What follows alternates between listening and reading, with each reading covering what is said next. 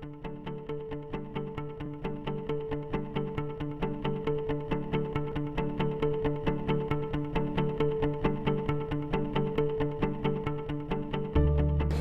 noite a todos, obrigado pela presença. Vamos dar início, para nós da Universidade, última etapa desses 3 dias de simpósio que nós programamos para os alunos e calouros da Escola de Saúde, para os nossos parceiros da Associação Brasileira de Esclerose Múltipla da ABC, segunda parte do evento, que começou pela manhã. Queria só, antes de passar a palavra aí para a Beth Tesini, que vai conduzir toda essa jornada da noite aí com vocês, de dar alguns avisos, para não perder o hábito, os alunos aí da Escola de Saúde.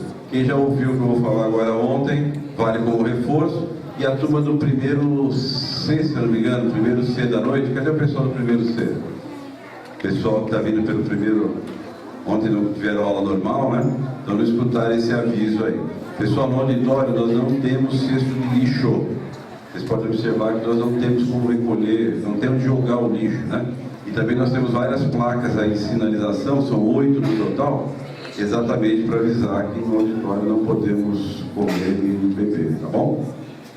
Lista de presença, nós passaremos no final do evento, soltaremos várias listas aí, não importa o curso, vocês assinem que depois a gente vai fazer essas listas chegarem aí na mão dos professores, tá bom? E também lembrar do aviso do celular, A gente sempre esquece do celular e tocando no meio da fala do palestrante atrapalha bastante, tá bom? Bem-vindo a todos e agora passo a palavra aí a Beth.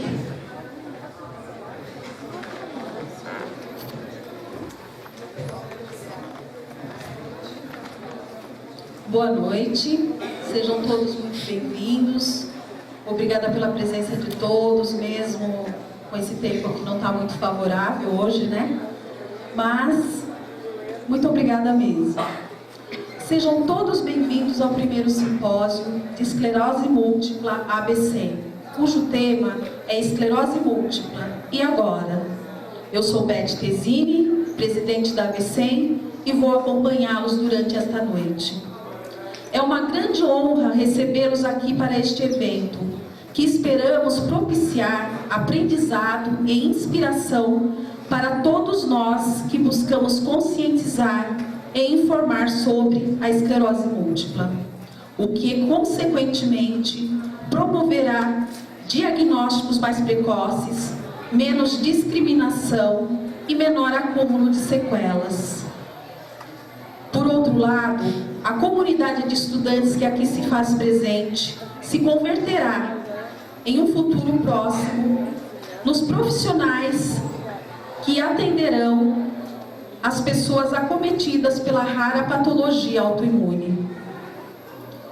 Antes de compormos a mesa, gostaríamos de transmitir alguns avisos importantes.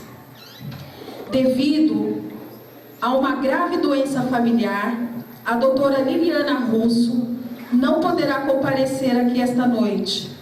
Ela envia sinceros pedidos de desculpas e nós desejamos o pronto restabelecimento do seu familiar e informamos que teremos a presença da Liga Acadêmica de Neurologia e Neurociências da USCS fazendo a apresentação inicial.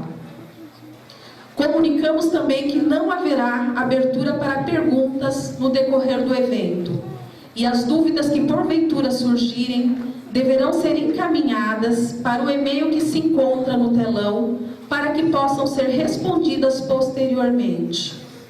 Cada um de vocês recebeu uma pequena ficha, ou receberão, eu vi agora que vão receber ainda, uma pequena ficha que nós pedimos a gentileza que vocês preencham e as mantenham em seu poder, pois haverá sorteio de brindes que serão oferecidos pelos nossos apoiadores, que será feita pela numeração que se encontra no canto superior direito de cada uma dessas fichas. E ao final do evento, solicitamos a todos que entreguem nas mesas posicionadas no saguão.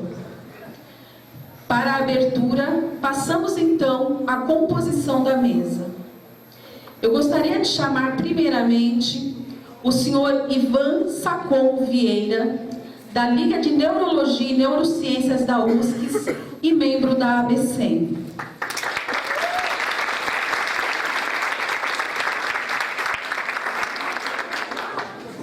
Em seguida, a senhora Flávia Maria Kist de Almeida, também da Liga de Neurologia e Neurociências da USCS.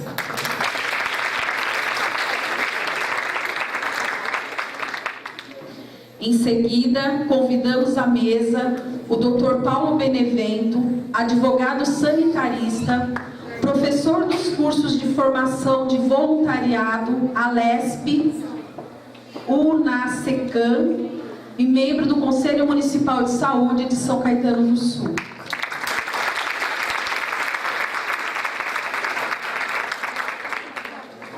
Também convidamos a senhora Luísa Donegar, psicóloga clínica e diretora técnica adjunta da ABC.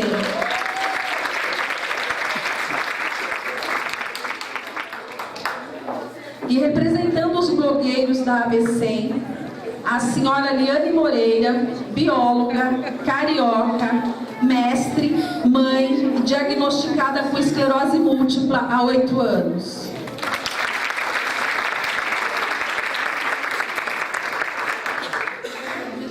E neste momento eu passo a palavra ao senhor Ivan Sacon Vieira e à senhora Flávia Maria Kist de Almeida, da Liga Acadêmica de Neurologia e Neurociências da USCS. Boa noite, nós somos da Liga Acadêmica de Neurologia e Neurociências da USCS. A nossa liga é do curso de Medicina, mas nós teremos uma aula inaugural, onde serão abertas vagas para participantes, ouvintes de outros cursos da área da saúde. Então, se vocês tiverem vontade, interesse na área de neurologia, vocês estão convidados. O nosso projeto social, ele é um projeto junto com a ABCEM, em que nós tentaremos dar o melhor suporte possível, aprender com eles e ajudar eles na medida que nós conseguirmos com a Liga. Eu vou começar falando um pouquinho sobre a esclerose múltipla. A pedido da ABCEM, nós fizemos uma pesquisa com alguns acadêmicos aqui. Nós não fizemos uma pesquisa muito ampla por causa de alguns problemas que nós tivemos, para a gente ter uma ideia sobre o conhecimento dos profissionais da área de saúde em informação sobre a esclerose múltipla. Até para nós sabermos onde poderíamos intervir depois, nós e a ABCEM, com os profissionais.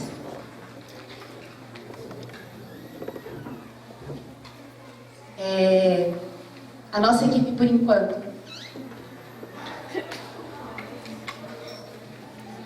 nós estamos sob a orientação da professora doutora Ana Piccolo, neurologista, Ana Carolina, presidente, eu vice, e nós temos alunos da segunda e da terceira etapa do curso de medicina. Eu sou da quinta etapa, por enquanto. Sobre a esclerose múltipla.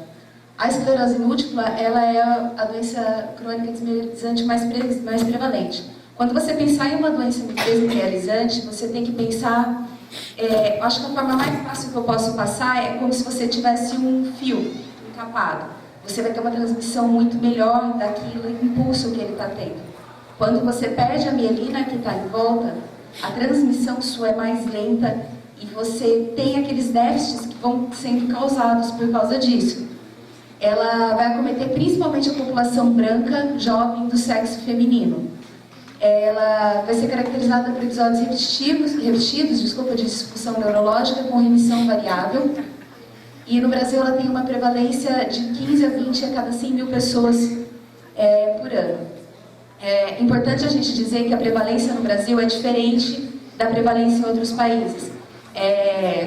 A prevalência maior da esclerose múltipla, ela é em lugares mais frios. Então, isso a gente não sabe associar ainda por que isso acontece. Ela foi identificada em 1822, mas ela teve uma descrição somente em 68. Ela é uma ocorrência imprevisível, ela tem um surgimento esporádico de sintomas ao longo de vários anos. E ela tem uma característica muito importante, que ela é uma doença autoimune. O que seria isso? Ela seria uma doença em que, por alguma disfunção do seu sistema imune, o seu organismo vai passar a produzir anticorpos que irão atrapalhar o seu próprio organismo. E qual é o problema de uma doença autoimune? Outras doenças autoimunes, elas predispõem à formação de novas. Então, isso é algo que é importante a gente saber também. Em relação às dificuldades da esclerose múltipla, nós temos atreladas ao diagnóstico a falta de colaboração de médicos no registro de caso. Isso é algo que vocês vão ver que é muito importante, que na verdade, quando a gente vai fazer a anamnese, vai fazer o registro de caso, o registro de prontuário mesmo, às vezes a gente não escreve tudo o que o paciente está relatando e deixa passar sintomas que às vezes são remitentes e eles são alternados, porque o paciente que tem esclerose múltipla, ele nem sempre vai ter uma doença progressiva, na maioria das vezes ele não vai ter. Ele vai ter episódios em que ele vai ter a doença e vai ter uma remissão. E daí, se você não tiver atrelado a esse pensamento de que você pode ter isso registrado no prontuário, você come bola muitas vezes no diagnóstico, isso é importante. A precariedade da assistência médica, a gente sabe que é uma doença mais rara e o conhecimento dela é menor.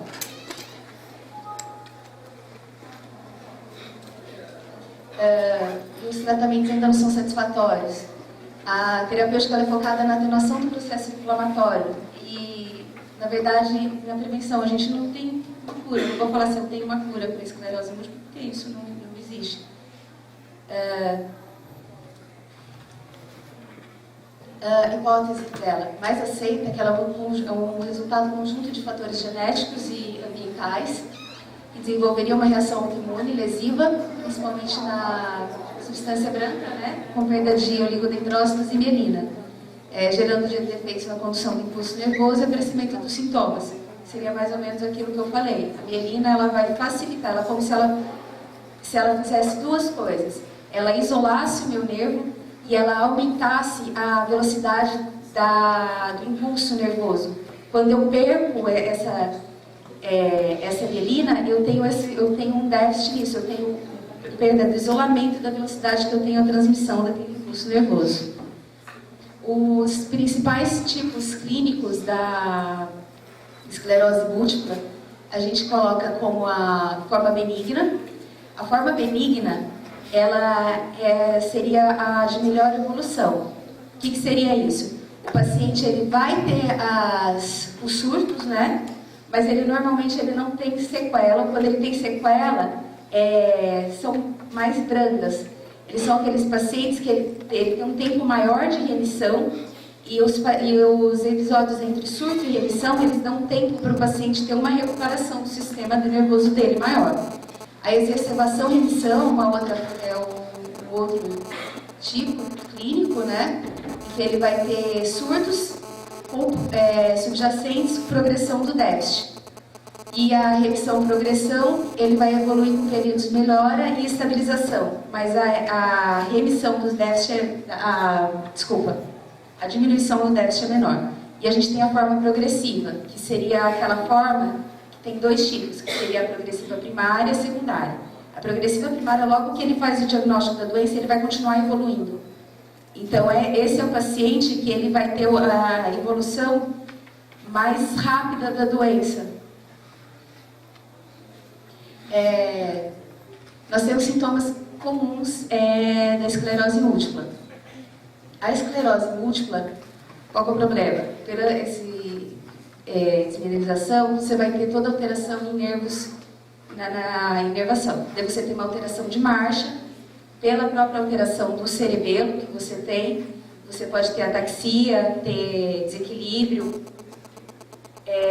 Em relação ao intestino e à urina, você pode ter dois tipos, você pode ter urgências ou contenções, você pode ter tremores também relacionados a problemas do cerebelo, espasmos musculares, fadiga é um sintoma comum da esclerose múltipla, vou colar porque eu esqueço, desculpa.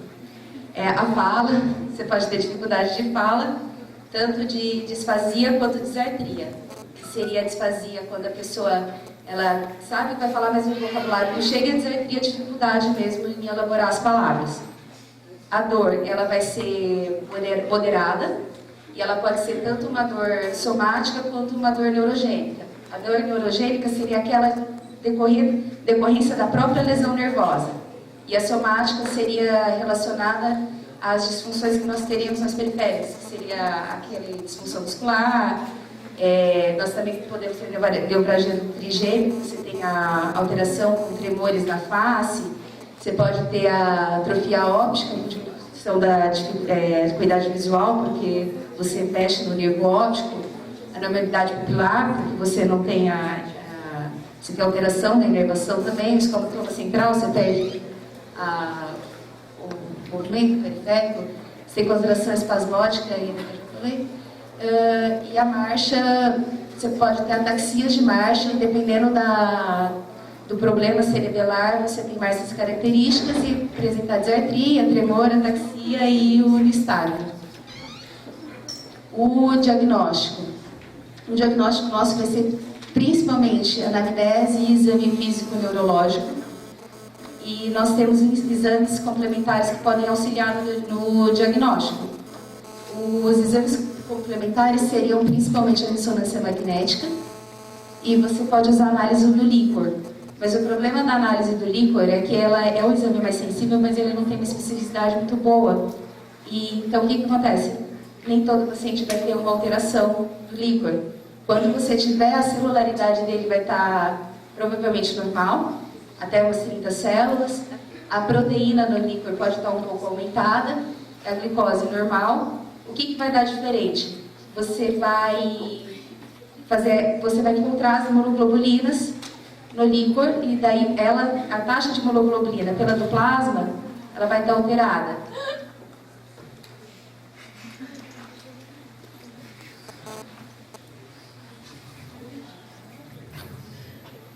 Boa noite.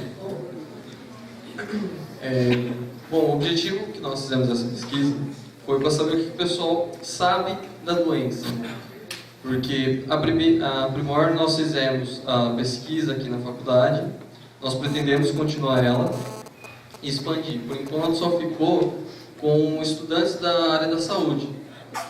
E nós pretendemos debater no outro campus e saber um pouco mais do que as pessoas sabem sobre a doença, né? Porque uma experiência que eu tive quando eu fui fazer a pesquisa, levar os papéis, tinha gente que ficava querendo acertar.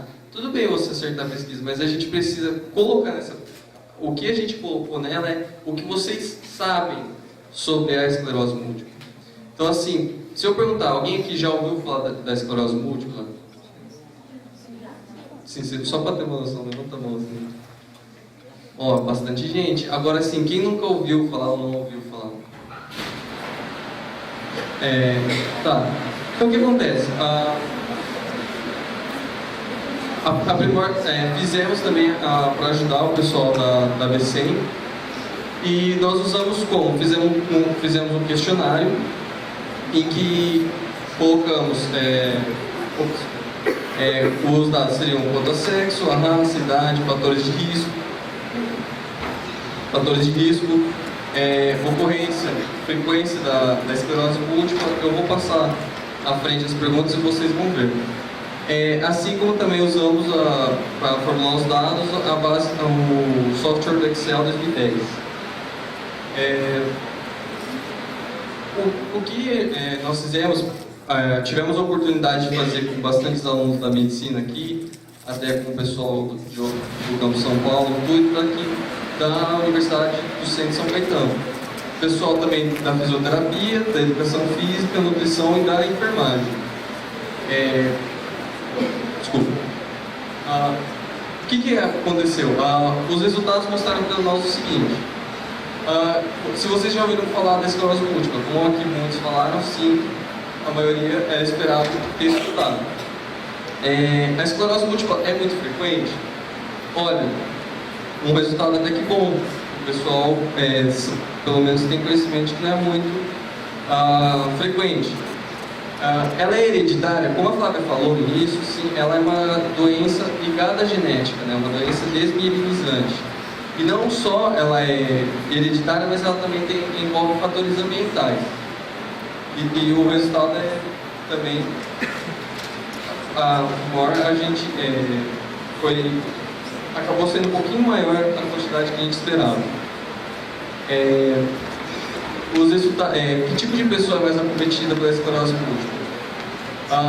O que surpreendeu nós nesse resultado foi que a quantidade de idosos, porque assim, quando nós fizemos a pesquisa, quando chegar na conclusão, vocês vão ver o que eu quero dizer, porque tem pessoas que já ouviram falar da doença, esclerose múltipla, mas quando você fala de idoso, você tem a ligação para algumas pessoas que são leigas, que o termo esclerose seria de demência, que é uma outra doença neurológica, né?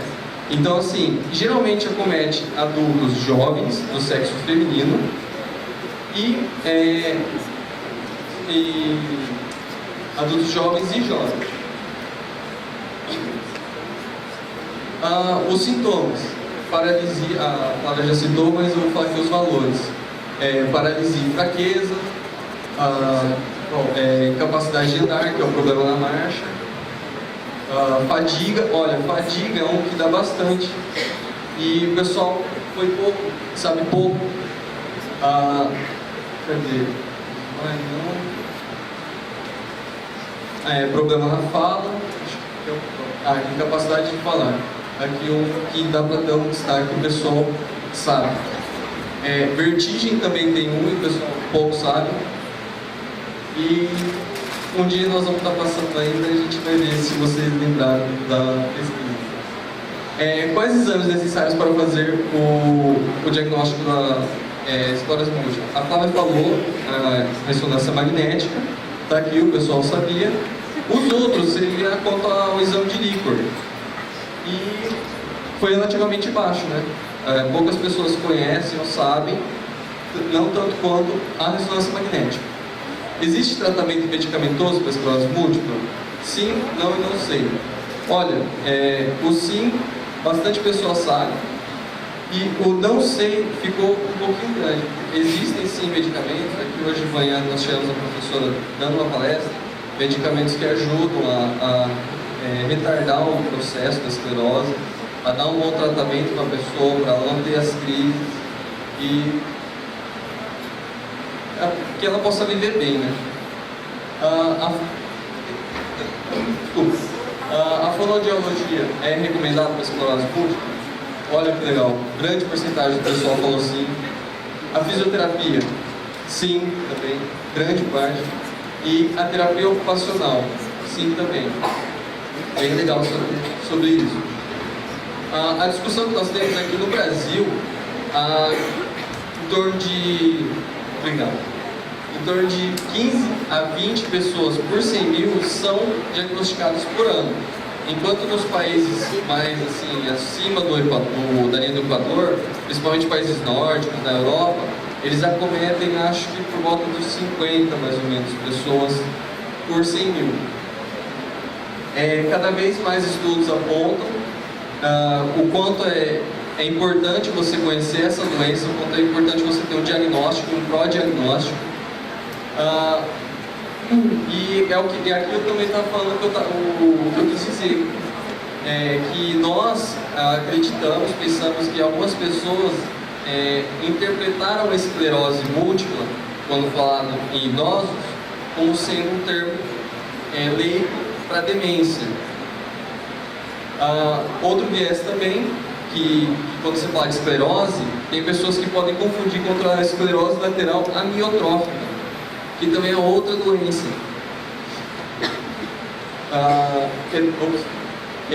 Também, apesar de se tratar de uma doença, é degenerativa e não tem tratamento específico eficaz. Nossa conclusão foi também a capacitação, que nós precisamos capacitar a sociedade a ter consciência disso, principalmente os profissionais de saúde, como a Flávia falou, que médicos que às vezes não colocam bem as coisas, não escrevem direito a história do paciente, ou não fazem um exame neurológico preciso. né?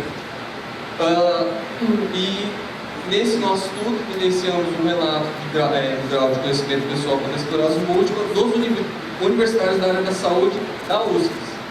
Também é bastante positivo para encorajar as campanhas da ABCEM. Eu posso falar isso também porque eu sou membro da ABCEM e eu abracei o projeto deles. Eu acho bem legal nós termos consciência dessa doença. E é isso, pessoal. Agradecemos a atenção e boa noite.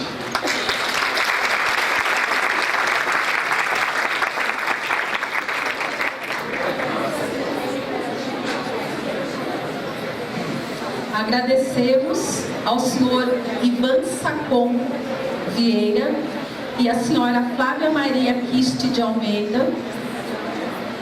E nesse momento passamos a palavra ao doutor Paulo Benevento, advogado sanitarista. Boa noite, pessoal. Boa noite, tudo bem com vocês? Mais ou menos, né? Mais ou menos. Quem falar que está tudo bem hoje em dia é porque está mal informado, né? Mas, vejam só, o meu nome é Paulo Benevento, ali, eu sou advogado, sanitarista, trabalho só na área da saúde. E eu vim aqui para falar com vocês hoje, eu agradeço o convite da diretoria da ABCEM, me convidou para falar sobre os direitos do paciente, mas sobre um enfoque específico, que é um enfoque do Estatuto da Pessoa com Deficiência e das leis de inclusão, né, da Convenção de Nova York e das leis de inclusão. Eu trabalho nessa área, na área da advocacia, na área da saúde, e junto com os movimentos sociais relacionados à defesa de pacientes, há 12 anos, né? Eu comecei trabalhando na Rede Feminina de Combate ao Câncer de São Caetano do Sul. Eu ingressei na entidade em 2004, onde, no momento em que havia uma demanda muito grande por quimioterápicos orais. Era um momento em que os pacientes eles buscavam esses quimioterápicos e muitos deles não estavam sequer aprovados na Anvisa ainda, né? Não havia aprovação, não havia registro na Anvisa. Havia necessidade e a demanda, mas muitas vezes o próprio protocolo do Ministério da Saúde não contemplava esses medicamentos. Então eu ingressei na entidade fazendo os pedidos judiciais desses medicamentos. Então conseguimos aí, durante vários anos, beneficiar alguns pacientes com medicamentos de ponta na área da oncologia. Com o tempo depois fui assumindo outras atividades dentro da entidade, né? E continuo lá até hoje. E também na Rede Feminina de Combate ao Câncer do Estado de São Paulo também. Então é um prazer para mim estar aqui hoje falando com vocês sobre um assunto que faz parte não só da minha vida profissional, mas do meu dia a dia. É bom a gente falar sobre alguma coisa com o que a gente tem realmente familiaridade, né? Eu vou falar sobre os direitos do paciente e eu quero dizer para vocês o seguinte. Geralmente, quando um advogado fala sobre direitos do paciente, é bem comum que ele siga um determinado roteiro. Eu não sei se alguém já viu alguma palestra sobre direitos dos pacientes, mas seguem geralmente um determinado roteiro, né? Então começa a falar lá sobre fornecimento de medicamento, aí depois você vai passar para direitos previdenciários, vai falar sobre auxílio-doença, aposentadoria por invalidez, e depois passa para benefícios assistenciais, depois para isenções, IPI, IOF, CMS, PVA, sobre aquisição, no caso de aquisição de veículos automotores. Depois passa para alguns benefícios de trâmite privilegiado, isenções de tarifas, de transporte público, etc.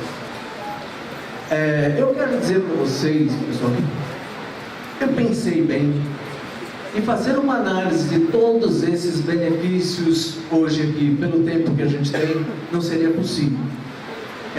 Até porque, eu quero dizer para vocês que eu teria condições até de falar rapidamente para vocês sobre cada um desses assuntos, desses temas, E vocês, a vantagem disso talvez fosse que vocês sairiam daqui com alguns conceitos básicos sobre cada um deles, né? Bem superficiais. Mas eu não conseguiria dizer para vocês as razões pelas quais esses institutos e esses direitos, eles são sistematicamente negligenciados. Por que razão eles são sistematicamente deturpados para produzir na sociedade tanta injustiça? Seria praticamente impossível, principalmente porque eu venho na minha carreira, eu venho num movimento de crescente indignação. Então, se eu colocasse todos esses direitos, eu começaria a falar todos os casos de pacientes que entraram no escritório e que tiveram exceções e problemas graves para conseguir esses medicamentos. Seria muito pessimista. Então, eu vou hoje fazer uma proposta. Eu vou me focar, vou manter o foco num dos direitos dos pacientes, né? Serve para qualquer paciente, qualquer patologia, mas que é muito utilizado também por pacientes de esclerose múltipla. Talvez seja um dos principais, talvez seja o principal, talvez do lado, junto com o direito à saúde, né?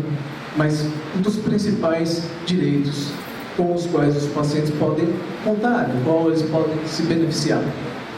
A partir da análise desse benefício, desse direito, eu vou abordar o impacto, né, das leis de inclusão, e aí vai ser possível a gente compreender como é que o Estatuto da Pessoa com Deficiência e as leis de inclusão, elas repercutem em outros direitos também, né? Aqui ou ali eu posso pontuar alguma coisa a respeito de outros direitos. Então, eu quero falar com vocês sobre esse benefício. O benefício de assistência assistencial de prestação continuada, chamado PCP ou LOAS, né? O pessoal conhece mais pelo nome de LOAS, porque é uma sigla, né? Lei Orgânica da Assistência Social, então o pessoal conhece mais como LOAS. Pessoal, o LOAS, ele é um maior programa de transferência de renda do governo federal. O pessoal fala muito sobre Bolsa Família e pensa que o Bolsa Família tem um volume maior de recursos empregados, né, no Bolsa Família do que no LOAS. A diferença é absurda. O LOAS, ele tem muito mais recursos envolvidos. Ele é um maior programa e ganha em grande distância, né? De modo que não é à toa que eu quero falar para vocês sobre esse benefício. A quantidade de pessoas também beneficiadas por ele é muito grande. Ele é um benefício que é devido a existem dois destinatários desse benefício, né, desse direito. Primeiro, o idoso com mais de 65 anos de idade. Então, idoso com mais de 65 anos de idade e carente, vulnerável, né? E também o deficiente físico carente. Agora, não basta que o deficiente físico seja carente e nem que o idoso com mais de 65 anos seja carente. É necessário que a família dele também seja carente. Então, o idoso carente, com mais de 65 anos, e o deficiente carente tem direito ao benefício. Veja só, o que o LOAS é e o que o LOAS não é. O LOAS é um benefício assistencial, ele não é um benefício previdenciário. O que é que significa isso? Primeiro, significa que o LOAS ele não exige contribuição. Vocês sabem que os benefícios previdenciários, por exemplo, auxílio-doença, aposentadoria por invalidez, para você conseguir, para você requerer e conseguir esses benefícios, você tem que contribuir, né? Então, quem não contribui tem direito ao benefício previdenciário? Não tem, certo? Mas o LOAS tem. Porque o LOAS não é benefício previdenciário, o LOAS é benefício assistencial, né? Mas tem uma coisa também, Quem tem direito ao LOAS não tem direito a 13º, não é? E também não deixa pensão por morte. Quem se aposenta por invalidez tem direito ao 13º, a parcela do 13º. E também, se a pessoa falece, ela deixa esse benefício para os seus dependentes. No caso de um benefício assistencial, isso não acontece. E é importante também diferenciar o LOAS, que é um benefício assistencial, da saúde. LOAS não é um benefício relacionado à saúde. Claro que, veja, numa acepção bem ampla, a gente pode dizer que praticamente tudo é saúde, né? Até transporte é saúde, qualquer coisa repercute na saúde, né? Mas veja, ele não está relacionado à saúde, ele não porque é saúde, pessoal, saúde é para todos, né? Então aí que é importante a gente fazer essa diferenciação, né? Cada um no seu quadrado. Benefício assistencial é para quem necessita dele. Benefício previdenciário é para quem contribui. E a saúde? A saúde é para todos. Mais ou menos, né? Mas era para ser, pelo menos, para todos, né? 3 perguntas fundamentais a respeito do LOAS. O que é deficiência? Porque vocês se lembram que eu vinha dizendo para vocês que um dos beneficiários, um dos destinatários do LOAS é a pessoa deficiente e carente, né? Então veja, se um dos destinatários é a pessoa deficiente, é preciso que a gente defina o que é deficiência. E aí é que está aquela questão importante da gente trazer agora o conceito do Estatuto da Pessoa com Deficiência, o conceito da Convenção de Nova York, o conceito das leis de inclusão. Eu vou explicar como é que essas leis de inclusão, elas alteraram radicalmente esse conceito.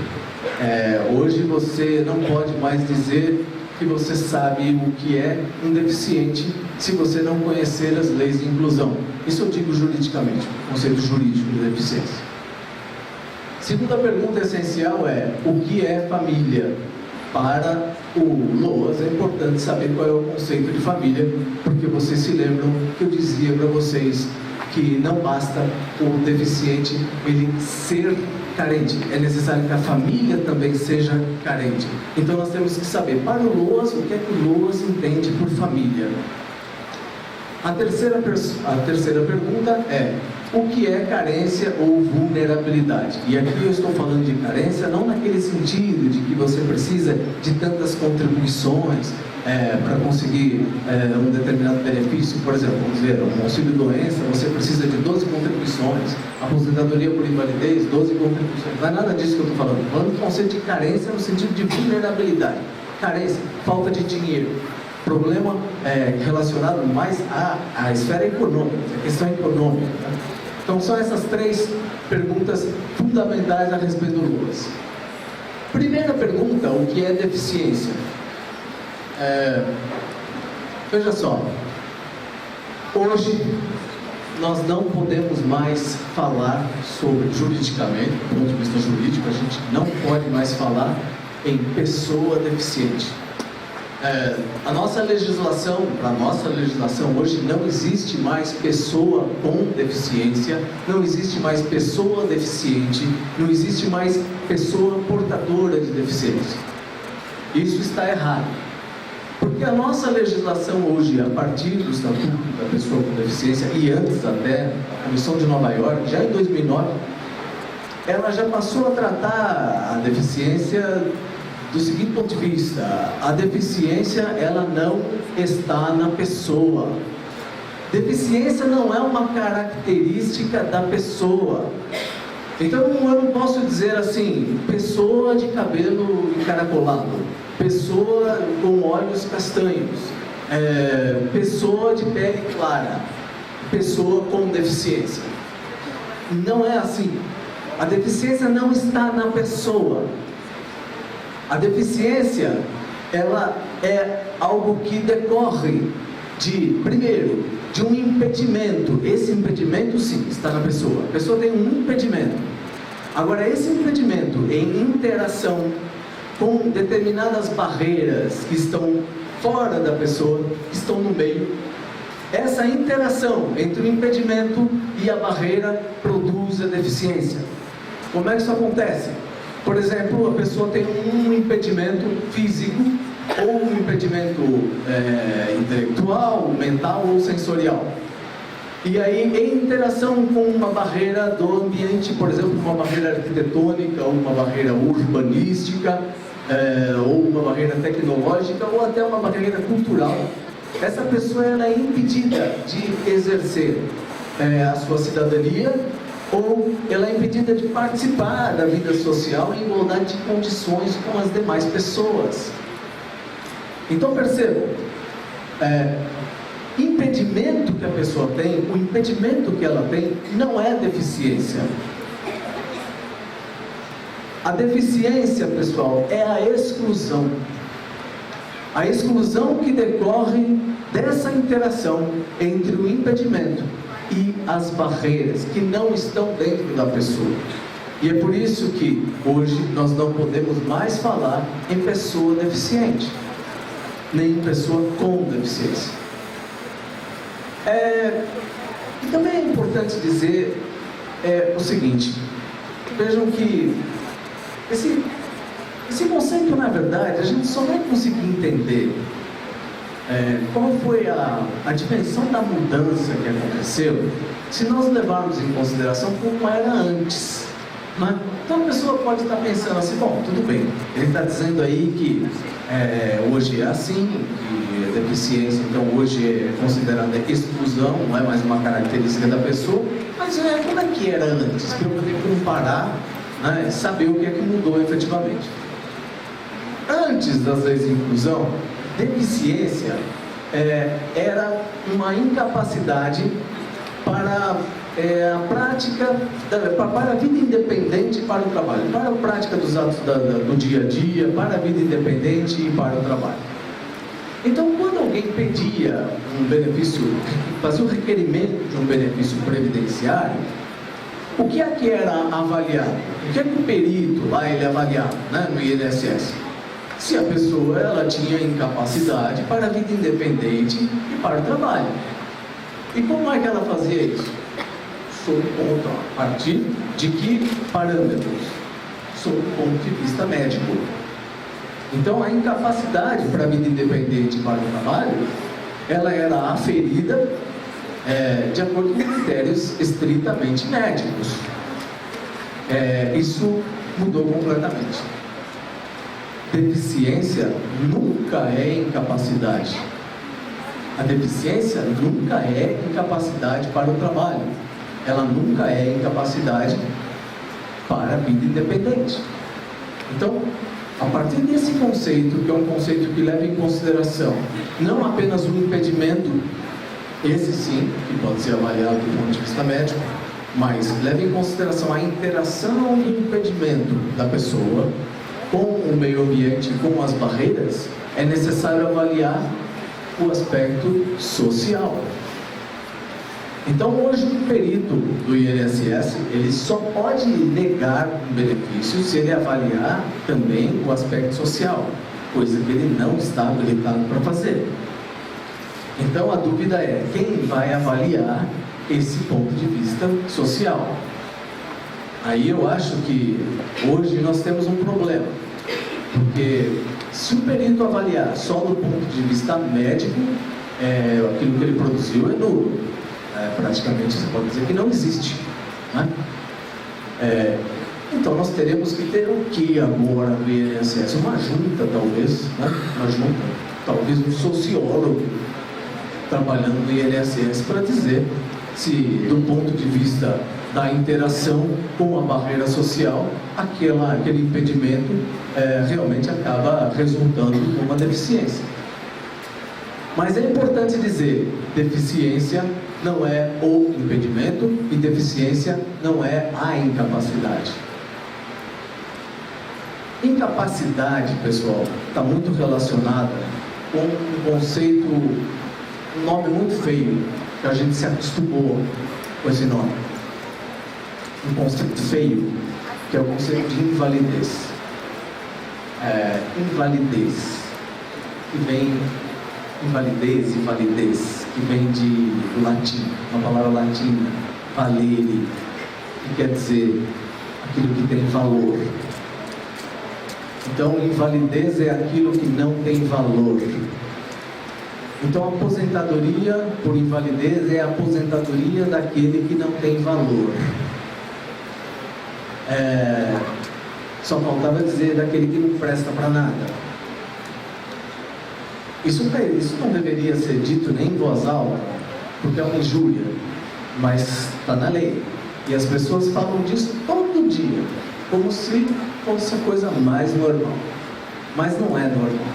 E deficiente não é uma pessoa inválida.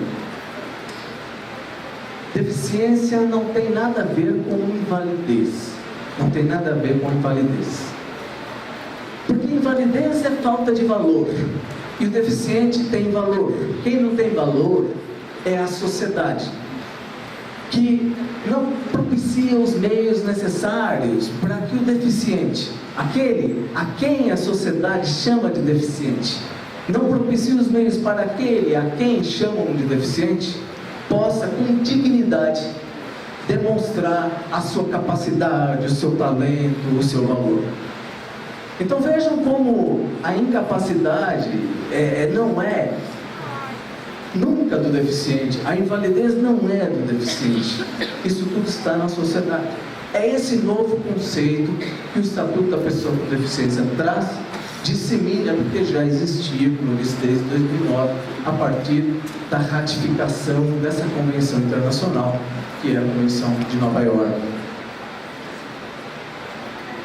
Mais duas perguntas importantes. O que é família, do ponto de vista do LOAS? Vocês se lembram que eu estava dizendo para vocês que a família, ela tem que ser uma família carente para a pessoa conseguir o LOAS, né? Então, assim, não é só a pessoa que tem que ser carente, a família também tem que ser. Porque a assistência social, pessoal, ela é assim, ela não é só dever do Estado prestar assistência social, é dever também da família. Então, a família primeiro tem que assistir a pessoa. Depois, se a família não puder, aí então a pessoa tem direito ao benefício. E quem é a família? Primeiro, importante a gente ter o conceito de teto. Então, assim, primeiro aqueles que vivem no mesmo teto, aqueles que vivem debaixo do mesmo teto. Não todos, né? Mas um primeiro conceito: pessoas que estão vivendo na mesma casa. Mas quem? Então, a lei diz assim: é pai, é mãe, padrasto ou madrasta, a própria pessoa que tem o impedimento, filho, enteado, irmão, se o irmão não for casado. Então, essas pessoas compõem a família. E o que a lei diz?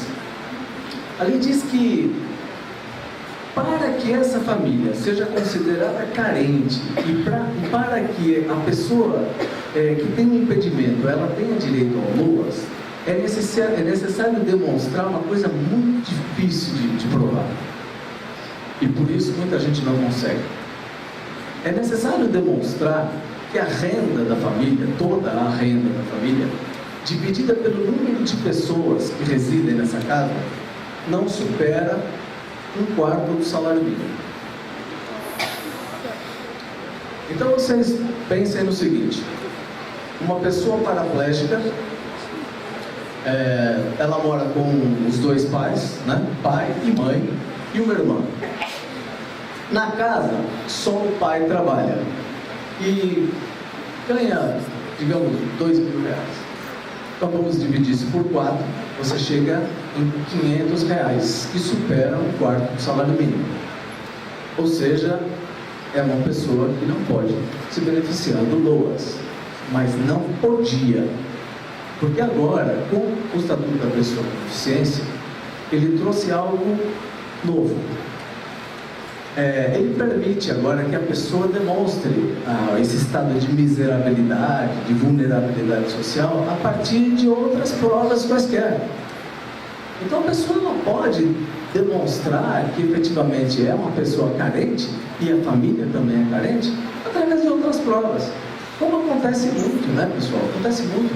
A pessoa não consegue demonstrar que a renda per capita é de quarto ao salário mínimo, mas consegue demonstrar que o pai também está doente, que a mãe recebe diversos medicamentos, tratamentos.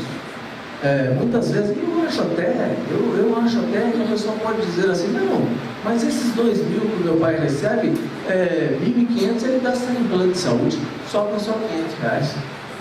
Coisa que antes não podia fazer. Agora, a gente precisa entender o seguinte, né? Não podia fazer administrativamente, porque judicialmente isso já era reconhecido há muito tempo.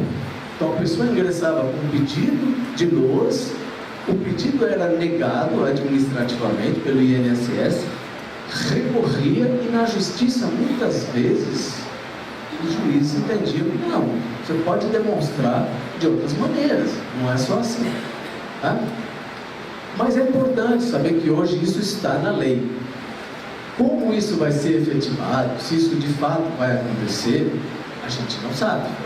Nós mesmos, né, que operamos o direito, a gente ainda não sabe o que de fato vai acontecer. Mas está na lei. E, bom, eu já falei da família e já falei da carência, né? Agora, eu quero só, para ir finalizando, eu quero ressaltar para vocês a importância social, né, do LOAS. Eu já havia dito para vocês que o LOAS ele é um dos principais, se não o principal, de fato o principal programa de transferência de renda. Ele é um benefício que traz para aquelas pessoas mais carentes, que não têm condição nenhuma de sobrevivência, né? Ele traz aquele mínimo social. Agora, pessoal, é importante a gente entender algumas coisas que acontecem na sociedade, né? Nós estamos vivendo hoje um momento que é paradigmático em relação a isso. Por quê? Veja só, o LOAS, ele é como um benefício de distribuição que né? É claro que é necessário alguém pagar para isso. De onde vem esse dinheiro? Né? Então, todos nós pagamos. Todos nós pagamos. Como é que o LOAS é financiado? Ele é financiado com, primeiro, dinheiro dos entes federativos. A União põe dinheiro, o Estado põe dinheiro, os municípios põem dinheiro, o Distrito Federal põe dinheiro. E nós pagamos as contribuições sociais também. Aliás, quem tem empresa sabe o quanto a gente paga. De COFINS, de CSLL, contribuição social sobre o lucro, tudo isso. E é muito dinheiro, é um volume grande. Isso tudo vai para quê? Para pagar esses benefícios também, né? Em parte para pagar esses benefícios. Então é um dinheiro que sai, que pessoas têm que contribuir, né? Então sai dinheiro de determinadas pessoas que não se beneficiam desses programas e outras pessoas se beneficiam. E aí então a gente sabe quanta resistência tem em relação a isso, porque de fato, e principalmente hoje, nessa onda de intolerância que a gente tem, isso está crescendo cada vez mais, até na internet, né? Pessoas dizendo que, bom, sem querer entrar no mérito, mas tem muita gente dizendo que não é o caso. Na verdade, cada um tem que receber segundo o seu mérito. Eu não tenho nada a ver com a pessoa que é uma pessoa pobre, que nasceu numa família pobre, e eu também não tenho nada a ver com a pessoa que tem uma esclerose múltipla. Eu não tenho nada a ver se a pessoa ela não tem uma perna ou se ela adquiriu uma doença muito grave na vida. O fato é que eu não tenho nada, eu trabalho, eu mereço receber pelo meu trabalho e eu não quero nem saber disso. É uma posição, ela de certa forma, ela é defensável. É claro que a gente está colocando aqui, eu estou colocando de uma forma muito sintética e resumida, mas existe toda uma filosofia que dá, de certa maneira, argumentos para que essas pessoas sustentem isso. Contra essa posição, contra essa concepção a respeito de programas sociais, existe uma outra. que entende o seguinte: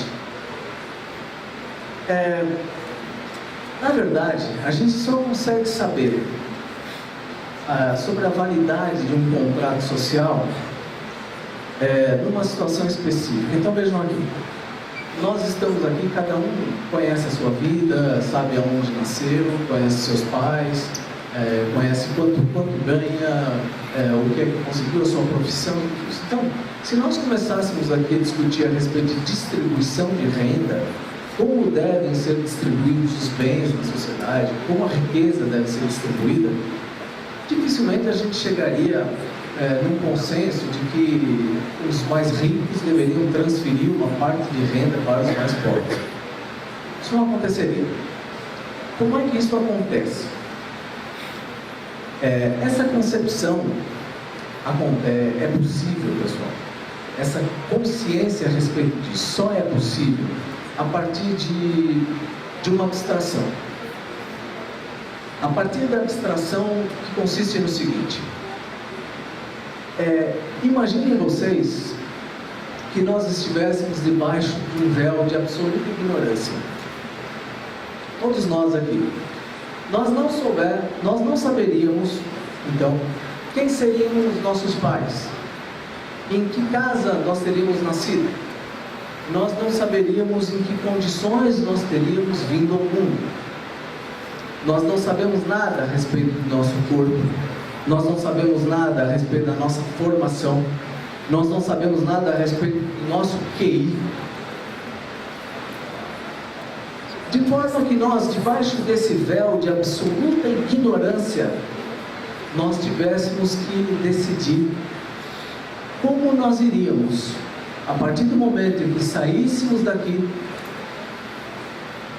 distribuir riqueza, debaixo de que regras nós viveríamos. E aí, eu acho que vocês haveriam de concordar comigo, que debaixo desse véu de absoluta ignorância, eu acho que a gente concordaria no seguinte: seria bom que cada um contribuísse um pouco, porque vai saber quem sou eu lá fora, vai saber quem sou eu, filho de quem eu sou, se eu nasci numa família pobre, numa família rica, se eu nasci sem as pernas ou sem os braços ou com uma doença muito grave, vai saber se eu sou uma pessoa inteligente. Talvez eu não seja. Então, só por garantia, talvez seja melhor a gente criar um programa social. Esse é um fundamento filosófico, né? Isso é que traz para a gente essa concepção de que esses benefícios eles devem ser criados. Eu quero, para finalizar, contar para vocês uma pequena história que ilustra isso. Imagine você que nos momentos que antecedem a sua concepção, não é? Então você veja ali, tem espermatozoides e um óvulo, tá? Então você imagine que nesses momentos que antecedem a concepção, você estivesse muito preocupado com as agruras da existência, não é? Você estivesse naquela fila ali, aquele monte de gente, falasse: puxa vida, mas eu estou meio preocupado com esse mundo aí, né? Esse mundo tem muitos perigos, tem coisas que podem acontecer, eu sei lá, eu estou preocupado, eu posso ser concebido agora e de repente faltar um pedaço de mim, eu posso chegar no mundo, eu não sei em que condições eu vou chegar. Então você tão preocupado, angustiado, ansioso, você perde uma audiência com Deus. E aí então, no horário marcado, você adentra a sala do Criador, né? Ele te recebe, Senhor, e aí você abre o seu coração para Deus. Você diz assim: Senhor, eu estou muito preocupado com as agruras da existência, com os problemas, como que pode acontecer. Eu não sei como eu vou vir ao mundo, eu estou muito preocupado. E aí Deus diz para você: você tem razão, eu sou onipotente, onipresente, eu sei de tudo, eu conheço tudo, eu sei o que vai acontecer com você, mas você não sabe. Então você está preocupado, está ansioso e tem razão para isso. E aí você diz assim: pois é, eu estou preocupado, porque assim, bom, Senhor, eu queria fazer um pedido. Se não for pedir muito, Senhor, eu queria que eu pudesse, assim, eu não preciso vir ao mundo muito bonito, não precisa ser muito bonito, mas que eu também não seja a pessoa mais feia, né? Eu não quero vir muito feio, então, mais ou menos tá bom. Também, Senhor, eu não preciso vir assim, não preciso ser uma pessoa muito forte, não preciso disso, mas que pelo menos eu venha com braços e pernas, que eu tenha braços e pernas. Eu também, Senhor, não preciso vir de uma família rica, não precisa ser a família mais rica, mas que eu também não venha numa família muito pobre. Eu também não preciso ser o mais saudável, mas que pelo menos eu não adquira uma dessas doenças tão graves, ou que eu não tenha genes que determinem doenças muito graves depois. E aí então, eu dá aquela olhada para vocês e diz com aquela voz de muitas lágrimas: acerca de ti e da tua concepção, nada podes decidir. Nada. Entretanto, eu faço uma única concessão. Eu permito que você escolha o tipo de sociedade em que você quer nascer. E aí ele te diz assim: preferes nascer numa sociedade em que haja loas? E eu fico aqui curioso para saber qual seria a sua resposta. Porque a minha resposta seria sim. A minha resposta seria sim. Eu escolheria viver numa sociedade onde tem loas. Isso não é unanimidade, pessoal. Tá? Vejam, para terminar, eu quero dizer que as pessoas com deficiência, historicamente, elas foram condicionadas a acreditar que a deficiência era um desvalor, que a deficiência estava nelas, que elas eram um problema, que o problema não era da sociedade, que o problema era delas. Historicamente isso aconteceu. Essas pessoas, historicamente, elas sofreram um problema de não pertencimento à sociedade, de uma experiência de exclusão e de não pertencimento. A experiência de não pertencer é uma das experiências mais duras e mais difíceis que um ser humano pode vivenciar. Então, historicamente isso aconteceu, e hoje nós temos a chance, existe toda uma consciência que vai crescendo, então as leis elas vão acompanhando isso, e hoje nós temos a possibilidade, com essas leis de inclusão, de ter uma nova consciência, um novo modo de conceber e de compreender os deficientes, de modo que é um exercício que nós temos que fazer. Existe uma transformação necessária na sociedade. Nós temos que nos transformar também, porque nós vamos nos flagrar a cada momento falando assim: essa pessoa é deficiente. Tudo bem, você pode até dizer, porque nós estamos acostumados a dizer, apontar e dizer, é um deficiente, mas saiba que a deficiência não está nele. A deficiência é algo de que nós todos temos que dar conta, é algo que tem que fazer prega na alma de todo mundo, entende? Então, a gente precisa se transformar, é necessário, é um momento de transformação. E aí eu trago para vocês essa frase do Roberto Crema, que diz assim: ninguém transforma ninguém, ninguém se transforma sozinho, nós nos transformamos no encontro, porque é no encontro com o outro que nós temos a melhor possibilidade de estar diante do espelho, de olhar para dentro de nós, de vencer, de superar os nossos paradigmas, de vencer os nossos preconceitos, de curar as nossas feridas, né? Então hoje, aqui, nesse momento de encontro propiciado para a V100, é um bom momento para a gente iniciar um movimento de transformação. Muito obrigado.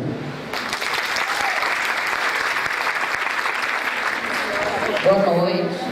Estou com fã clube.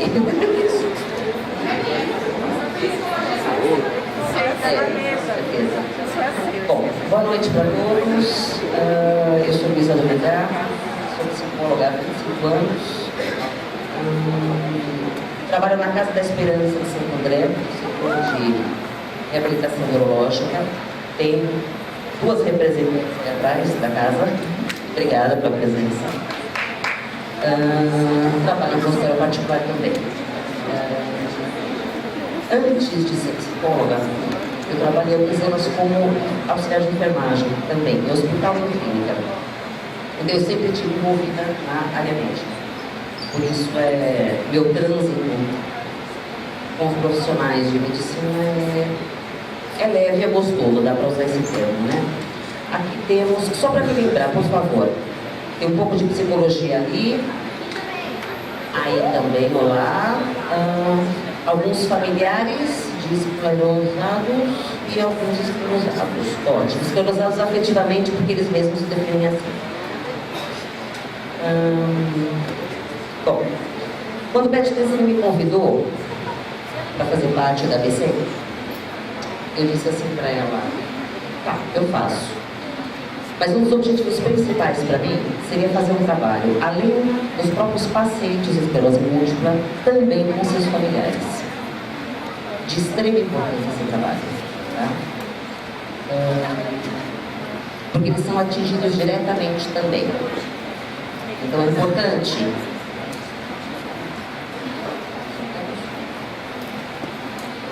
que nós tenhamos noção disso, tá?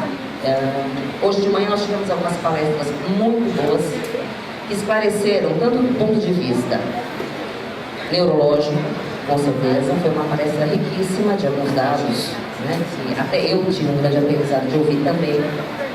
Tivemos uma fisioterapeuta respiratória, que também deu uma palestra ótima, e um outro advogado também. Para vocês terem uma ideia, a equipe multidisciplinar que está envolvida com a esclerose múltipla, ela é muito grande, tá? Então, para vocês estudantes que estão aqui, entendam o seguinte, vocês sempre vão trabalhar com outros profissionais também. Parece, às vezes, vocês estão aqui o dia inteiro, que é meio chato, né? Algumas conversas que a gente tem aqui de vez em quando, pode parecer uma palestra meio pesada, aí esse assunto está meio cansativo de ouvir, né? Quando vocês começarem a atender pacientes de verdade mesmo, vocês vão ver a importância de pequenos dados que nós aprendemos aqui hoje, tá? Porque é muita informação, e nós nunca vamos conseguir um indivíduo só, um médico só, um fisioterapeuta só, um nutricionista só, ter informação geral, gente. Isso é impossível, na realidade. Por mais que você leia, e você sempre vai ter que estar estudando a respeito, não tem jeito. Você vai precisar de ajuda, tá? Então, o teu contato com outros colegas é de extrema importância, tá? Nós, psicólogos, se for usar, né, pelas colegas aí da frente, aí também, vão ter sempre que ter contato com os médicos. Seja por esclerose múltipla, seja porque você está trabalhando com um paciente que tem depressão, você vai ter que ter contato com psiquiatras, né? Um paciente que tem qualquer outro tipo de lesão neurológica, você vai ter que ter contato com um fisioterapeuta, por exemplo, tá? Nós não trabalhamos sozinhos. Então, isso eu faço questão de deixar muito claro, porque a gente, quando estuda, tem uma ilusão X, né? Eu sozinho vou fazer tudo, vou ficar fechadinho no meu consultório, vou trabalhar numa clínica e é suficiente. Isso não é suficiente. Nós sempre vamos ter que ter contatos com outros colegas da área. Vocês vão fazer amizades especificamente, porque conhece um ou conhece outro, mas fora isso, se informe a respeito, tá? Sempre vai ter que ter uma troca, sempre. No caso da esclerose múltipla, quando eu escolhi o tema esclerose múltipla e agora, por que eu escolhi esse tema? Porque o paciente, quando chega ao consultório, a pergunta é bem essa: recebi esse diagnóstico, e agora?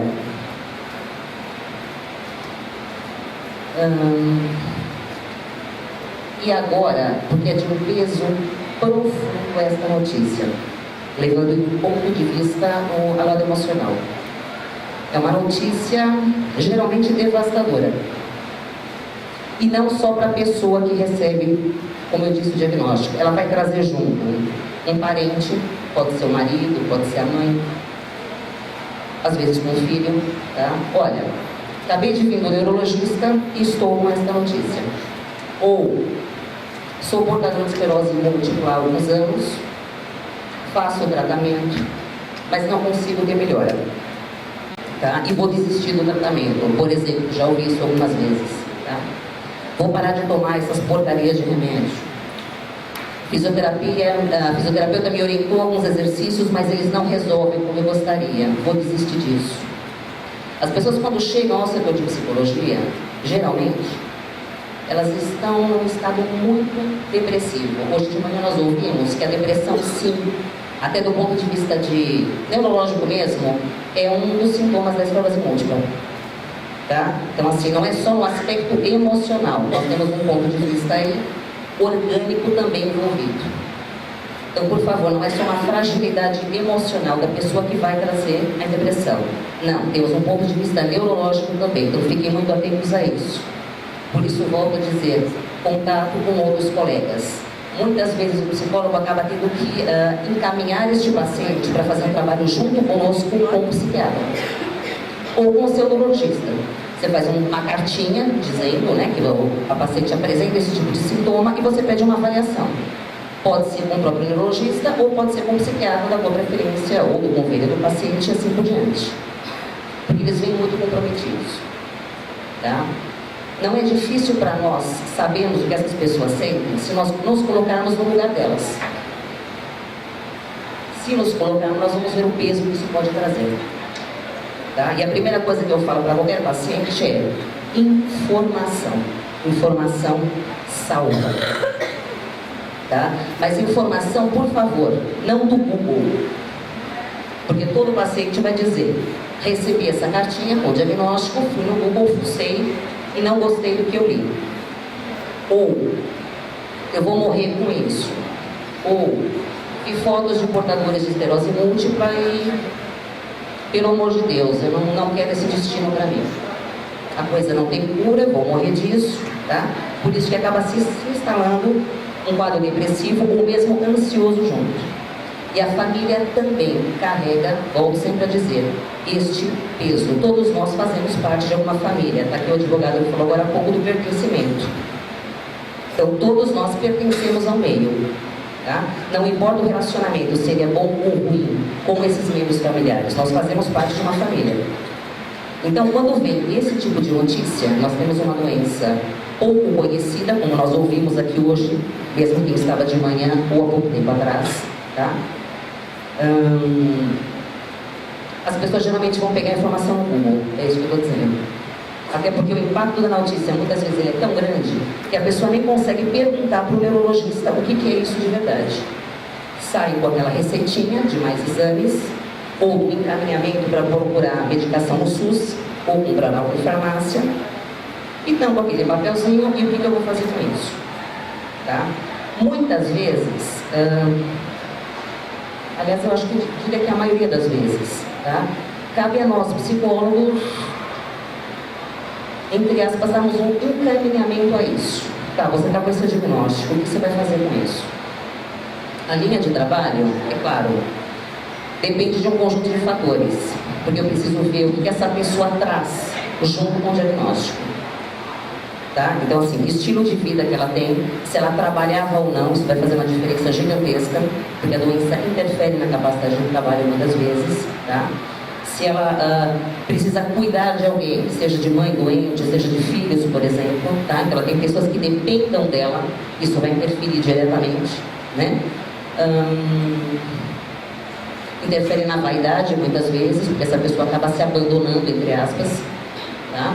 Então precisa ser feita uma investigação muito grande a respeito do modo de vida que ela tem. E é aí que a gente vai fazer essa interferência, tá? O que você vai fazer com isso? Agora,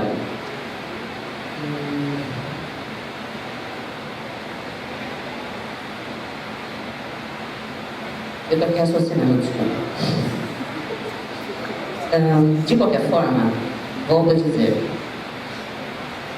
sempre atendimento com outros profissionais, tá? E motivar esse paciente, se ele não está com esse acompanhamento todo, a procurar profissionais.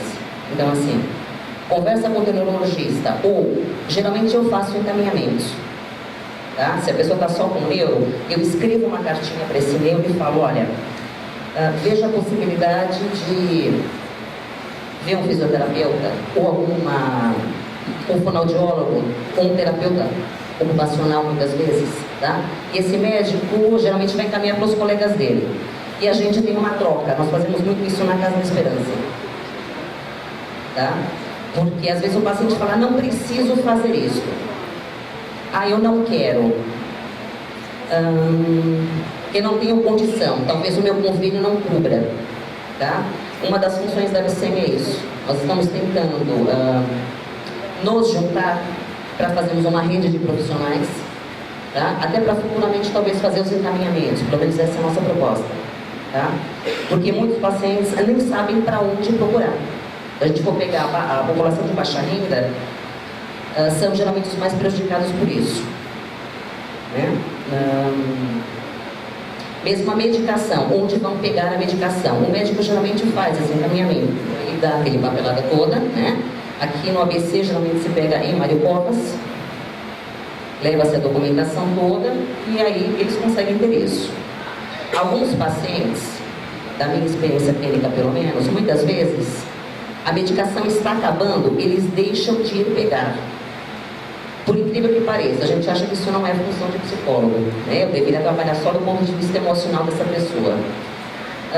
Nesses casos de doença crônica, que compromete dessa maneira severa, é interessante sim você fazer muita pergunta de como ele está encaminhando o tratamento dele. Tá? Não dá para ficar trabalhando só o ponto de vista emocional, gente. Isso vai ser pouco. Tá? Então é interessante que você vira e mexe e pergunte. Você está fazendo acompanhamento? Você está passando nas suas consultas? Você está fazendo algum tratamento associado a isso? Tá? Não deixem as pessoas deixarem de se cuidar, vamos dizer assim. É claro que a pessoa vai ter a vontade dela, ela vai ter evolução dentro dela, sim. Aí dentro do trabalho emocional que você fizer, dependendo do caso, tá? Ela vai ter mais força para ir atrás ou não. Mas a nossa função é motivar a pessoa a nunca abandonar o tratamento dela, porque isso é mais comum do que vocês imaginam. Tá? E aí isso fica uma coisa muito grave, né? Geralmente tem o aparecimento de surtos, né? A coisa fica muito pesada e eles não sabem o que fazer com isso. Então, nós não vamos fazer o tratamento para eles, por favor, não é isso. Mas faz parte da conduta, com esse tipo de doença orgânica severa desta forma, a gente fazer um acompanhamento sim, e uma indicação de, olha, vá atrás disso, até do ponto de vista legal. Por isso que as palestras de hoje de manhã foram de extrema importância. Até eu tive alguns aprendizados com os dois advogados que falaram, acho que de extrema importância muitas informações. Porque as pessoas às vezes não têm noção disso. Tá? Que eles podem requerer aposentadoria antes, como nós vimos hoje. Né? Eles podem, se for uma população de baixa renda, ir atrás dessa coisa do LUAS, que eu fiquei sabendo agora. Eu achei que era só para um outro tipo de doença. De extrema importância é isso. Então, informação, gente, salva. Esse termo é o que eu uso com o paciente o tempo todo. Tá? Mas não informação de Google. Porque o Google vai dar uma informação geral. Ele não vai levar em conta, porque nós ouvimos hoje aqui o tempo todo. Olha, no teu caso, a esclerose múltipla te afeta como? Em que nível que ela está? Que outra patologia associada tem além da esclerose múltipla? Isso é de extrema importância. Tá? E quando você pega informação do Google, você vai ter uma informação geral apenas. Só que o paciente acha que através de um celular ou de um computador, ela vai entrar lá e ela vai fazer uma espécie de autodiagnóstico. Eu estou neste nível. Tal pessoa está tomando esta medicação ou optou por esse tratamento, eu acho que isso é bom para mim. Já ouvi neurologistas dizerem, aqui para não entrar em assuntos polêmicos, mas assim, o meu caso seria melhor fazer o transplante de medula, como uma atriz acabou fazendo há pouco tempo atrás. Né? Vou parar de tomar isso e ver se é meu caso fazer o transplante. Ou, vou tomar vitamina D, porque tal pessoa falou que é mais interessante. A medicação que eu estou tomando não é interessante. Pode parecer incrível, mas esse tipo de questionamento, ele chega até o consultório. Tá? Por isso, o psicólogo tem que entender um pouco sim da doença, a gente tem que ler muito, conversar com o médico, conversar com o fisioterapeuta, conversar com o fonoaudiólogo, muitas vezes com o terapeuta ocupacional, para saber o que esse paciente está dizendo na realidade. Tá? E jamais vamos substituir os outros profissionais. Porém, se eu não tiver um conhecimento da doença, como que eu vou encaminhar quando o paciente me trouxer uma coisa dessas? Isso é muito severo, então a gente precisa ter um conhecimento. Vai ser raso, é óbvio, ele não vai ser um conhecimento profundo como outro profissional teria. Mas você precisa estar muito bem embasado para não deixar a pessoa pecar no tratamento, tá? Porque isso vai ter um comprometimento da doença severo, como aparecimento de surtos, ou alguma perda neurológica, com sequelas que eles vão carregar a vida inteira. Tá? Isso é muito complicado, então, por favor, o que eu faço? Trabalho multidisciplinar, tá? De extrema importância esse tipo de situação. Geralmente, a orientação familiar, tá? Ela é, eu diria, primordial também junto com o tratamento. Sempre alguém geralmente vai trazer essa pessoa, tá? Por carona ou vir acompanhar apenas. Claro que você vai pedir permissão desse paciente para poder se comunicar com a família dele, tá? Eticamente isso é necessário. Mas as orientações familiares vão ajudar profundamente, porque a família adoece junto com o paciente. É importante que vocês saibam disso. E aí não é só esclerose múltipla, é qualquer doença que comprometa severamente a vida da pessoa. Vocês sabem a respeito de Alzheimer, por exemplo. A família ou o cuidador adoece junto com o paciente. Tá? Então, assim, orientação familiar não é que você vai fazer uma terapia familiar. Em alguns casos é necessário, você encaminha para um colega teu. Porém, orientação é que muitas vezes você chama a pessoa junto com quem tem a esclerose múltipla e você vai contar para a família o que é. Por isso é importante você conhecer um pouco da doença. Tá? O que é? Olha, não só essa explicação toda que a gente teve aqui vai afetar a mielina, né? Não precisa ser disso, mas assim, olha, a pessoa pode ter perdas em vários sentidos da vida dela. Vai ter um comprometimento da mobilidade, muitas vezes, ela pode ter um comprometimento de fala. Hoje em dia nós sabemos do comprometimento da memória, que é uma coisa que não se falava anos atrás, né? Nós estamos sabendo que hoje em dia, se não houver um cuidado, há um comprometimento. Então, nós precisamos, se a gente passa isso para a família, mais ou menos eles sabem o que esperar. É claro que nós não podemos profetizar aqui uma evolução da doença, porque os casos são individuais, como eu já disse. Tá? Mas assim, pode haver perda dessa maneira, pode haver esse tipo de sintoma. A fadiga, né, como foi muito falado aqui hoje o dia inteiro na realidade, é uma das principais queixas que vem. E a família geralmente olha isso como preguiça, como falta de interesse, há um olhar, há um julgamento em cima disso. Aos portadores de esclerose, eu estou falando bobagem, não é por aí? É por aí?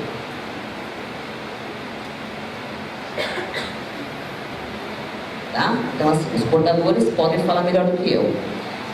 Eles especificamente se sentem muito mal por estar sentindo essa fadiga e não ter um controle sobre isso. Hoje nós soubemos que tem uma medicação nova, né, a doutora falou, que de repente entra no mercado e ajude a controlar esse tipo de sintoma. Mas tirando isso, até ontem, isso não era possível. Então, quando eu digo para minha família, eu estou fatigado, eu estou cansado, não estou me sentindo bem, raramente a família tem uma compreensão sobre isso. Vai dizer para o paciente que geralmente está se entregando para a doença, né? Que ele está fazendo fita, que ele está inventando, que ele está triplicando o sintoma. Então, há um julgamento. Se eu for usar o que o Dr. Paulo Benevides falou agora há pouco, e essa frase me pegou muito, me remeteu a muitos pacientes, ele falou do valor, não é? Que há uma diminuição do valor. O portador de esclerose, quando recebe esse diagnóstico e ele vai, seja via Google, seja através do neurologista dele pegar informação, realmente ele se sente desvalorizado, ele se sente diminuído. E é muito importante que a gente tenha noção disso.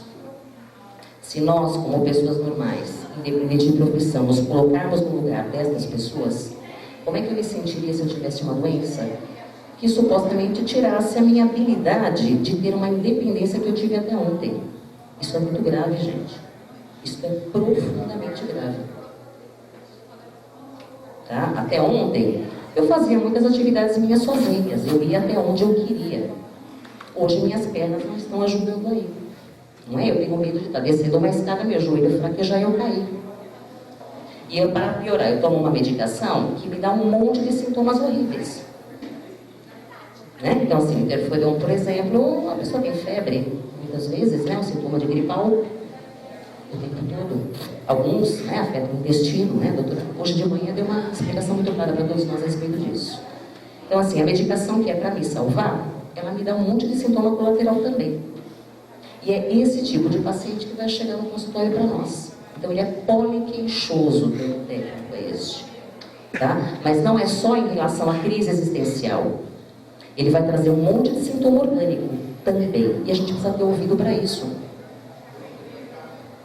Eu não posso ficar só aqui como ele se sente emocionalmente. Ele vai ter um monte de coisa orgânica que ele vai me relatar. E isso é de extrema importância, gente. A gente tem que anotar tudo isso.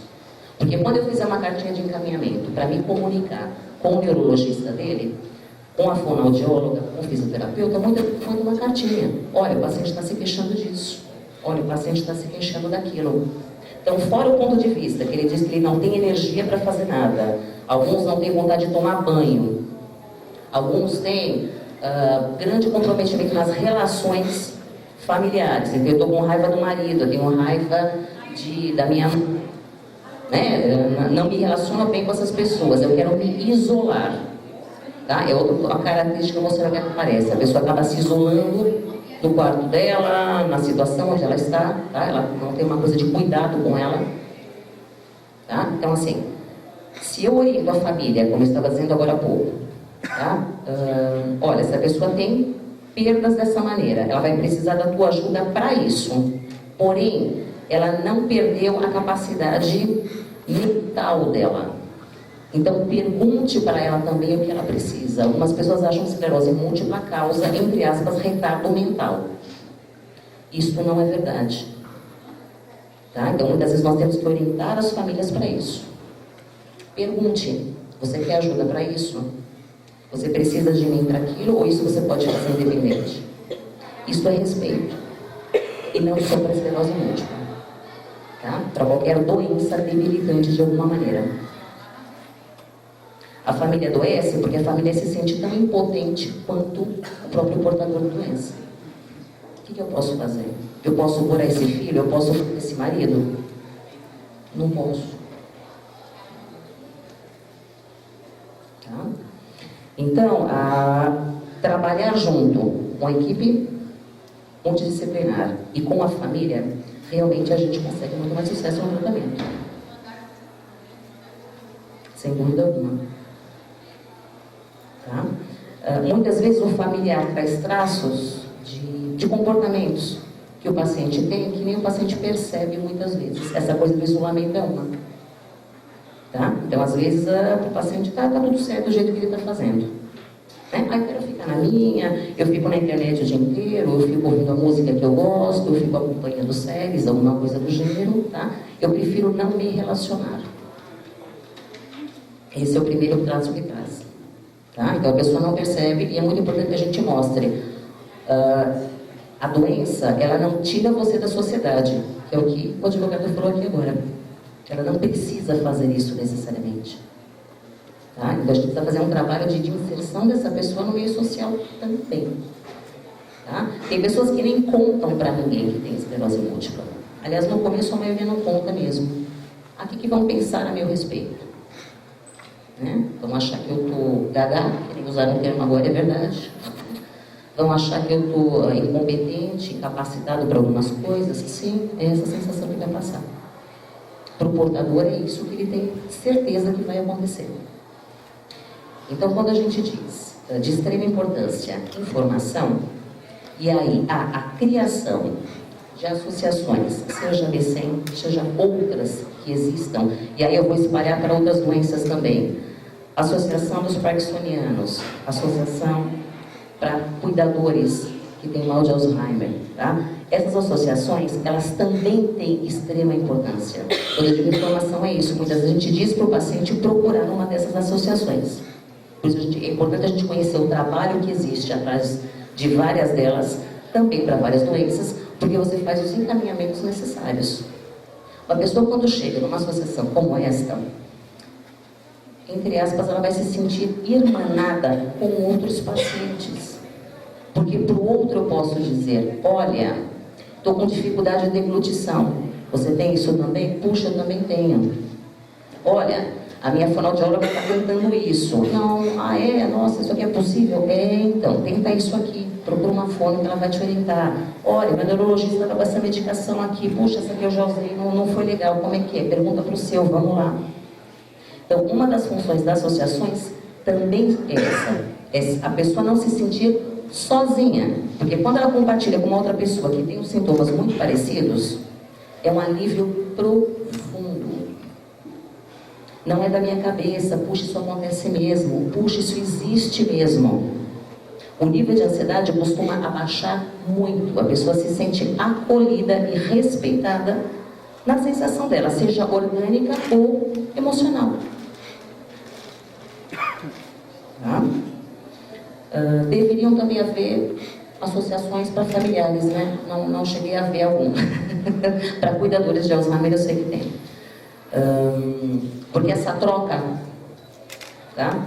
Realmente, as pessoas se sentem um pouco mais situadas, gente. Porque a consulta médica ela é rápida, nem todo mundo tem a sorte de ter um neurologista, como a médica que veio aqui hoje de manhã, né? Ao que me parece explica, fala português com esse paciente, se preocupa com o meio que ele vive também, né? Então, assim, se eu tenho um vínculo específico num lugar que me dê essa informação, que eu possa trocar com outras pessoas, gente, isso é metade do tratamento português, claro. Tá? Então, assim, o nosso trabalho como psicólogo também é cuidar disso. Tá? Orientar a gente. Orientar e cuidar desse lado. Você está fazendo isso? Você está procurando advogado? Tivemos 2 hoje aqui de manhã, né? De repente você pode ter uma aposentadoria para você, de repente você pode ter o preço de um carro mais barato, porque isso vai te dar mobilidade, você vai poder voltar a dirigir, se você parou a dirigir talvez, você vai poder voltar a frequentar o cinema, você vai poder frequentar, sei lá, a casa de alguém que você queira ir. Isso tudo é um aspecto social, digamos, né? E o nosso trabalho enquanto psicólogos é isso. Incluir essa pessoa novamente na sociedade, porque a tendência dela é se excluir. Por vergonha, por medo, por raiva, são sintomas do luto, na realidade. É como se esse diagnóstico tivesse me dado uma sentença de morte mesmo. Né? Morte daquela pessoa que eu era até ontem. O nosso trabalho é, tá, aquela pessoa que você era ontem, ela não deixa de existir jamais, é lógico que não, tá? Mas ela vai ter algumas limitações, que nem nós sabemos quais são. Isso vai depender do andamento da doença, do tratamento que você está fazendo. Nem os médicos têm como te dizer isso. Agora, que pessoa você pode se tornar a partir daquela que você era? Com essas limitações que você tem.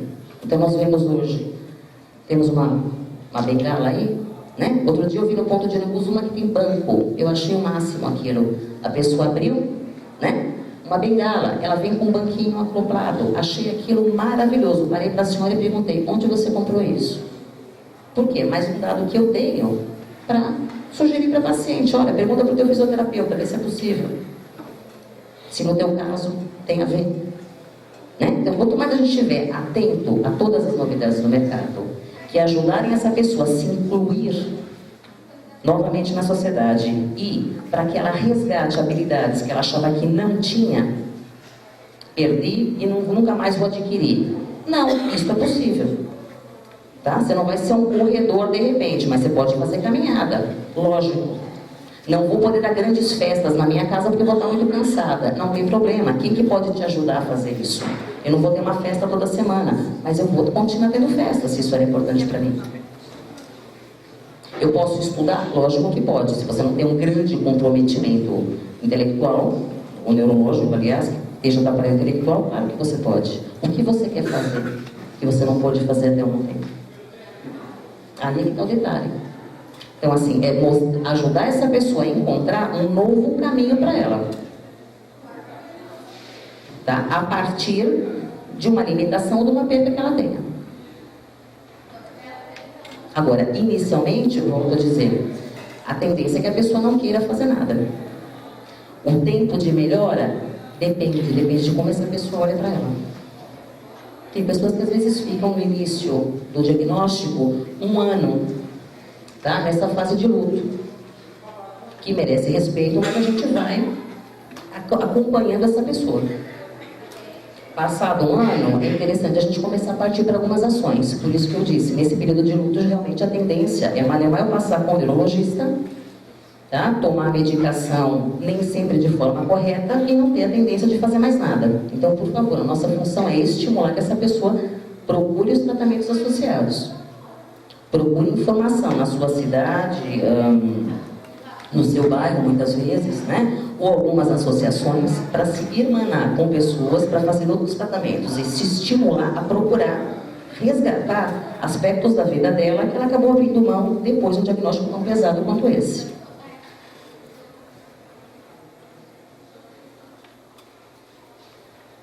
Faz sentido o que eu estou dizendo? Então, a partir do momento que a pessoa encontra um caminho novo, eu vou dizer assim, vou pegar exemplos. Eu comecei a fazer cursinhos, tá? De poesia. Ouvi isso um tempo atrás de uma paciente. Comecei a fazer um curso de poesia, tá? Mas eu acho que eu não vou ter a capacidade, não vou conseguir fazer isso muito tempo, porque a minha sensação é que minha memória está indo embora. Tá. Cheguei a fazer alguns testes para ver que tipo de perda tinha. Achei que tinha algum comprometimento importante. Encaminhei para uma neuropsicóloga aqui da Fundação de Santo André. Eles têm um departamento interessante lá que fazem esse tipo de avaliação. Quando fui perceber, eu não estava com uma perda, mas nem tanto. Na realidade, ela estava profundamente insegura de escrever e ninguém gostava do que ela estava escrevendo. Ela estava com vergonha de mostrar o que ela estava escrevendo. Né? Acabei chamando a mãe dela, né, que ela convivia com essa mãe, e junto com a mãe acabei dizendo para ela, olha, como é que você vai estimular que a tua filha dê continuidade a esse processo? Você já leu alguma coisa que ela escreveu? Não. Né? Então ela permitiu que essa mãe lesse algumas coisas, essa mãe também se encantou, acabou falando com outro parente que conhecia um editor por aí e tal, e eu sei que elas estão as duas escrevendo o livro, né? Porque a moça tem uma dificuldade para digitar. Então ela fala as poesias e a mãe está digitando. Quer dizer, e ela continua frequentando o curso enquanto isso. Né? A autoestima desta pessoa se sentir produtiva novamente, gente, é encantador olhar. Né? Um pouco como essa fisioterapeuta pulmonar mostrou hoje de manhã, né? Ela ficou emocionada quando ela acabou mostrando, né, a evolução de alguns pacientes dela. É a mesma coisa. Quando você vê uma pessoa renascer dentro dela mesma, gente, isso não tem preço, honestamente não tem. Né? Uma pessoa encontrar uma habilidade dela de repente, ou ela se fazer respeitar dentro do meio dela, né? Essa família de repente olhar para esta pessoa, olha, não é mais como era antigamente, tá? Eu não posso mais depender desta pessoa que está com comprometimento por causa da esclerose. Mas que relação nova é essa que nós podemos construir a partir disto? Este é o grande ganho, na verdade. É sempre observar isso. Que ganho nós podemos ter com uma perda grande como essa? Que é uma notícia de uma doença, que é uma incapacidade, de repente, que a doença promova. Aí eu não encaixo só a esclerose, por favor, qualquer doença neurológica onde haja perdas grandes. Dá para conseguir grandes coisas, dá para conseguir muitas, só que geralmente o paciente não acredita nisso, não acredita. E eles demoram muito tempo, se não tiverem ajuda, se não tiverem esta acolhida, se não forem olhados com respeito, tá? para se resgatar, para descobrir uma nova forma de viver com qualidade de vida.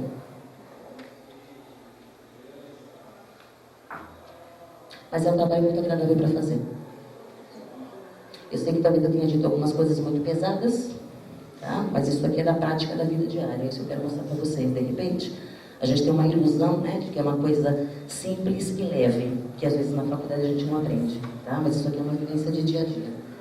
Então, mas é um trabalho muito prazeroso para os estudantes, eu quero dizer isso. Tá? Agora, informação, gente, tanto nós precisamos adquirir, tá sempre lendo, sempre conversando, sempre participando de alguma coisa, tendo um contato grande com a equipe técnica e passar isso para o paciente também. E fazer eu buscar informação por ele. Então, seja com o médico de preferência dele, seja, volto a dizer, com a equipe técnica toda que trabalha com ele. Quanto mais contato ele tiver com essas pessoas, mais troca ele tiver, mais ele se fortalece também. Com certeza. E trabalho com o meio que ele vive, seja a família, se não tiver uma família muito próxima, tudo bem, vai ter um cuidador, tá? Então a gente também passa esse tipo de informação para o cuidador, conhece um pouco como esse cuidador atua, tá? Aí sim, essa troca generosa, digamos assim, faz essa pessoa ressuscitar muitas vezes. A sensação que a gente tem é essa, tá? Você vê a pessoa de uma forma, de repente ela tem energia para ir, para fazer, desenvolver um dom que ela tinha, ela não sabia que ela tinha. Tá? Então é muito bonito ver isso, profundamente satisfatório para nós. A gente tem um dedinho que ajudamos essa pessoa a chegar onde ela chegou. De extrema importância. O que eu tinha para dizer hoje é isso. Mas ao mesmo tempo, desculpa, não, eu não vou dizer mais nada. Eu acho que uns 10 minutinhos para pergunta dá para deixar. Eu sei que não está encaixando perguntas hoje, mas assim, ficou alguma dúvida para vocês? Alguém tem alguma coisa específica que eu possa...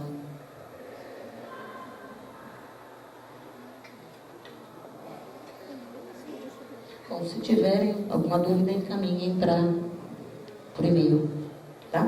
Eu vou olhar e vou poder, se eu puder responder, com certeza eu retorno para vocês, tá bem? Obrigada. Como disse a Melissa, uma hora dessa para uma esclerosada, levantou às 4h30 da manhã, não está mais fácil, peguei o papel errado, desculpem. Nosso muito obrigada à psicóloga Luísa Donegá. E neste momento, o primeiro simpósio de esclerose múltipla ABC está chegando ao fim. E não se esqueçam que cada um de vocês podem sim fazer a diferença para tornar a esclerose múltipla uma doença de mais fácil diagnóstico. Aos estudantes da área da saúde que aqui estão presentes, deixamos a seguinte mensagem: vocês serão os profissionais que atenderão os pacientes com esclerose múltipla, incluindo eu, em um futuro próximo. Portanto, é fundamental ações que possam trazer, além de informação, a vivência mais próxima com pessoas com a patologia. Pois isso, sem dúvida alguma, colaborará de forma efetiva para que cada dia os diagnósticos aconteçam mais cedo, incluindo sequelas e consequentes incapacidades. Queremos agradecer a presença de todos, aos nossos patrocinadores e à USCS pela parceria, sem os quais a realização deste evento não teria acontecido. Desejamos um tranquilo regresso aos seus lares e solicitamos a todos que não esqueçam de devolver as fichas na saída. Boa noite e muito, muito obrigada.